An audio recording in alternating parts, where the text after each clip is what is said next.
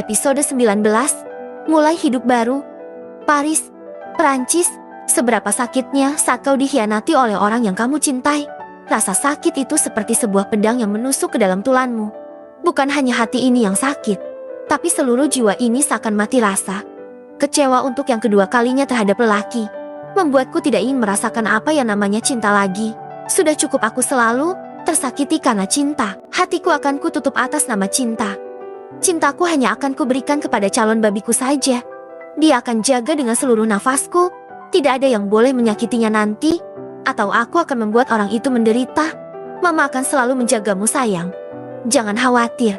Meskipun kamu tidak memiliki seorang papa, Mama akan menjadi papa untukmu, nak. Fanny menatap bangunan 2 lantai yang sedikit besar di depannya itu dengan tersenyum. Di negara inilah Fanny akan memulai hidup baru lagi, tanpa orang yang ada di hatinya sampai saat ini. Tapi Fanny berjanji akan menghilangkan semua rasa yang masih melekat di hatinya itu. Franklin, aku tidak tahu apakah keputusanku benar atau salah. Tapi aku harap kita tidak akan bertemu kembali. Masih termenung melihat bangunan di depannya ini. Sudah 5 tahun dia tidak berkunjung ke rumah pamannya yang ada di Paris ini. Dialah keluarga satu-satunya yang Fanny miliki saat ini.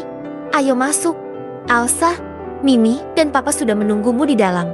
Ucap Keanu menarik koper Fanny membawa masuk ke dalam rumah itu. Wah sepupuku, aku sangat merindukanmu. Fanny tersenyum menatap wanita yang seumuran dengannya itu. Mimi, aku juga sangat merindukanmu. Bagaimana keadaan kalian di sini? Tanya Fanny menatap pria parubaya yang ada di belakang Mimi. Kami semua sehat, nak. Maaf karena tidak bisa hadir di acara pernikahanmu dulu. Ucap Paman Paul. Papa dari Keanu dan Mimi, tidak apa-apa Paman. Lagian juga semuanya sudah berakhir. Aku kesini untuk menjalani hidup sebagai seorang janda yang telah dikhianati oleh mantan suaminya. Jawab Fanny terkekeh. Fanny memang sudah menceritakan tentang masalah kehidupannya kepada keluarga pamannya itu. Perselingkuhan dan perceraian yang dia alami membuat Paman Paul dan anak-anaknya ikut sedih. Sepertinya Elsa sedang menidurkan Freya. Aku akan memanggilnya dulu. Keanu pergi ke kamarnya untuk memanggil istrinya. Fanny, sekarang kamu terlihat jauh berbeda dari 5 tahun lalu. Sepertinya tubuhmu sekarang jauh lebih berisi ya. Ucap Mimi dengan bersedekah dada. Benarkah? Mungkin karena aku sekarang suka sekali makan, jadi tubuhku melar seperti ini. Jawab Fanny tersenyum. Tapi kamu masih tetap cantik seperti dulu. Aku kira setelah menikah dirimu akan berubah. Ya jadi sedikit tua dan keriput. Ucap Mimi sambil tergelak. Sudahlah Mimi.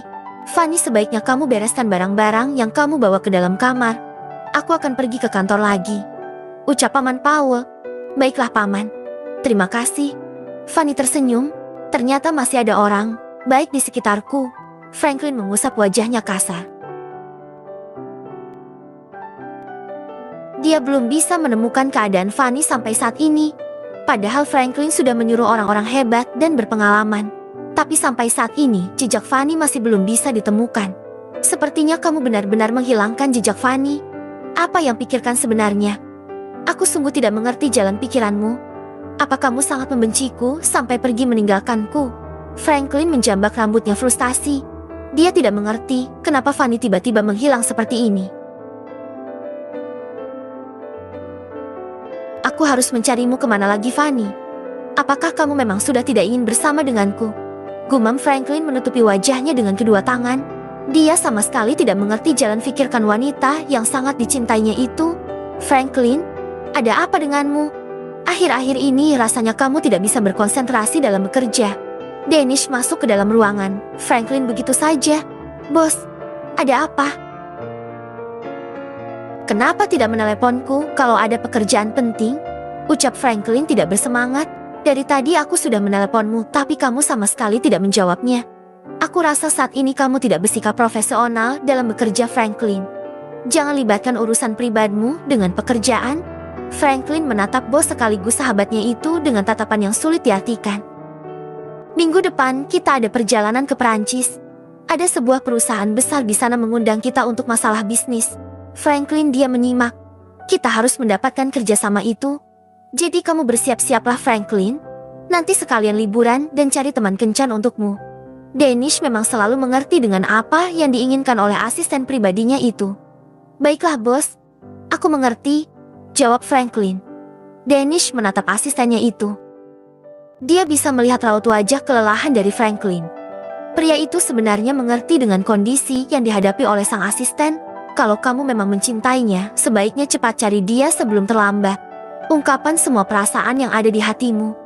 Jangan sampai sepertiku yang dulu pernah merasakan kehilangan. Saat ini perceraian Fanny masih dalam proses karena Harry tidak mau menandatangani surat cerai itu. Aku akan membantumu dalam hal ini.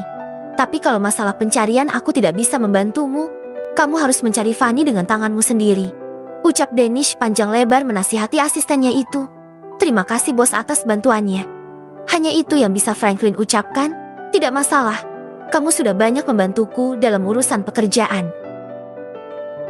Saat ini kamu membutuhkan bantuan dari sahabatmu ini.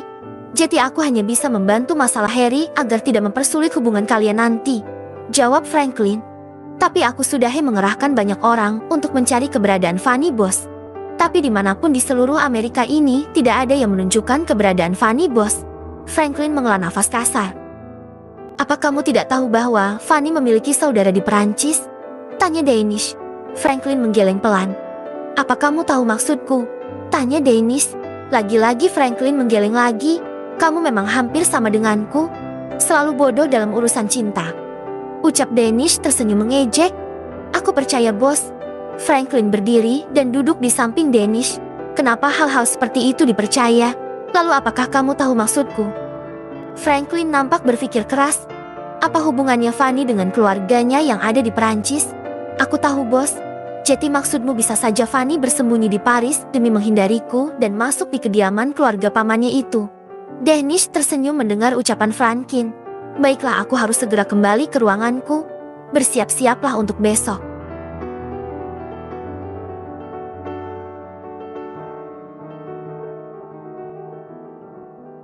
Keesokan harinya, Fanny merasakan perutnya tidak enak.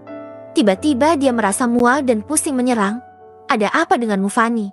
Teriak Mimi yang melihat Fanny sangat pucat itu. Bersambung.